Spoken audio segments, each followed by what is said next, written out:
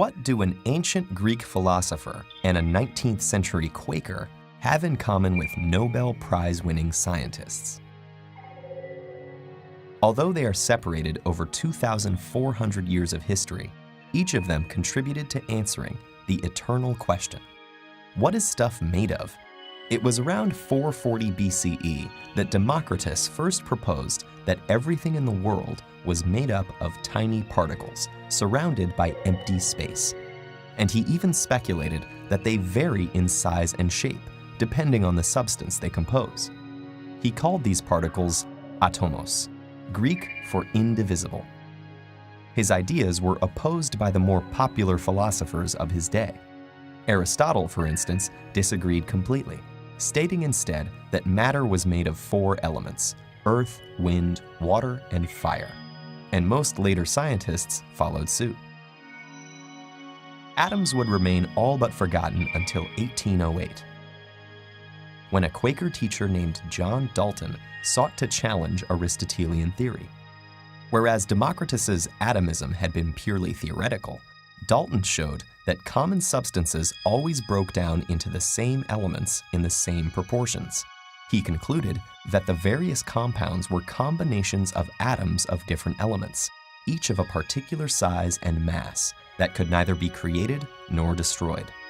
Though he received many honors for his work, as a Quaker, Dalton lived modestly until the end of his days. Atomic theory was now accepted by the scientific community, but the next major advancement would not come until nearly a century later, with the physicist J.J. Thomson's 1897 discovery of the electron.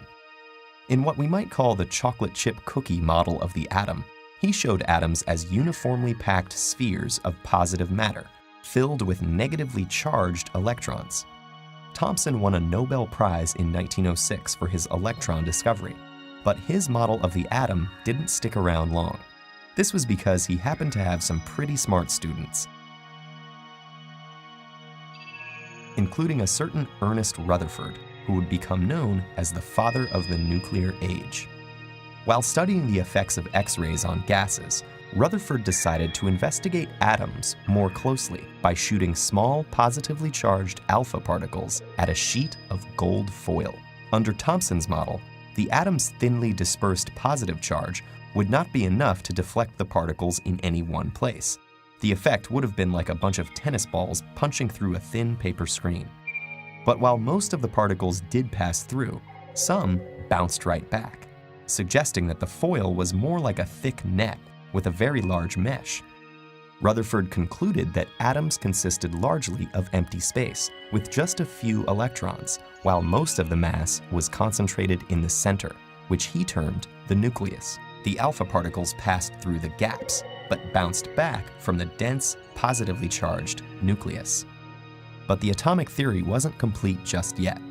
In 1913, another of Thomson's students by the name of Niels Bohr expanded on Rutherford's nuclear model. Drawing on earlier work by Max Planck and Albert Einstein, he stipulated that electrons orbit the nucleus at fixed energies and distances, able to jump from one level to another, but not to exist in the space between. Bohr's planetary model took center stage, but soon it too encountered some complications. Experiments had shown that rather than simply being discrete particles, electrons simultaneously behaved like waves, not being confined to a particular point in space. And in formulating his famous uncertainty principle, Werner Heisenberg showed it was impossible to determine both the exact position and speed of electrons as they moved around an atom.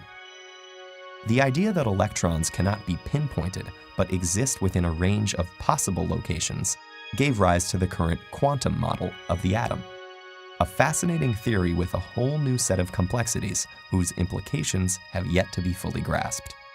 Even though our understanding of atoms keeps changing, the basic fact of atoms remains. So let's celebrate the triumph of atomic theory with some fireworks. As electrons circling an atom shift between energy levels, they absorb or release energy in the form of specific wavelengths of light, resulting in all the marvelous colors we see. And we can imagine Democritus watching from somewhere, satisfied that over 2 millennia later, he turned out to have been right all along.